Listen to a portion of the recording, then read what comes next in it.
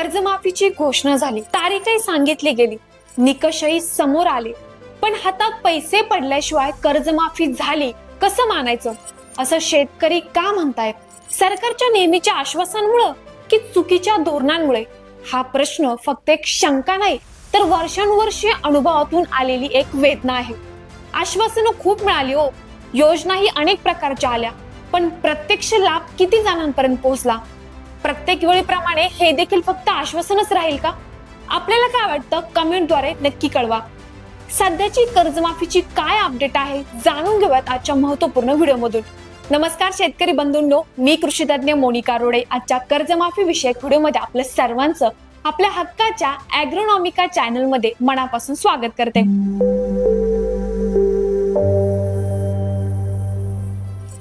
Video सुरू करण्याआधी आपण एक छोटासा व्हिडिओ पाहूयात. हंगाम हा सुरू होण्याच्या आधी आपण ही कर्जमाफी त्या ठिकाणी प्रत्यक्षामध्ये अस्तित्वात आणणार आहोत. राज्याचे मुख्यमंत्री देवेंद्र फडणवीस यांनी दिलेल्या माहितीनुसार येणाऱ्या खरीप हंगामाआधी कर्जमाफी लागू होणार आहे असं सांगितलं गेलं. 30 सप्टेंबर 2025 पर्यंतचे 2 लाख रुपयापर्यंतचं पीक कर्ज माफ करण्याचा प्रस्ताव आहे. त्याचबरोबर जे शेतकरी नियमित कर्जफेड करत आहेत त्यांना 50,000 रुपयांचं प्रोत्साहन देण्याची घोषणाही करण्यात आली आहे. अंदाजे 35 लाख शेतकरी या योजनेसाठी पात्र ठरू शकतात आणि यासाठी सरकारकडून सुमारे 28 ते 30 हजार कोटी रुपयांची तरतूद केली जाणार असल्याचं समोर आलं आहे. यासाठी खास समिती देखील नेमण्यात आली होती आणि त्या समितीच्या अहवालानुसारच पुढील निर्णय घेतले जात आहेत. पण इथेच शेतकऱ्यांच्या मनात एक मोठा प्रश्न उभा राहतोय. निवडणुकीच्या काळात 7/12 कोरा कोरा कोरा अशी मोठी घोषणा झाली होती आणि म्हणून आपण निर्णय केलाय, आता आमचा हरिभाऊ निवडून आला, पुन्हा सरकार आलं की आमच्या शेतकऱ्यांना पूर्ण कर्जमाफी आपण देणार आहोत.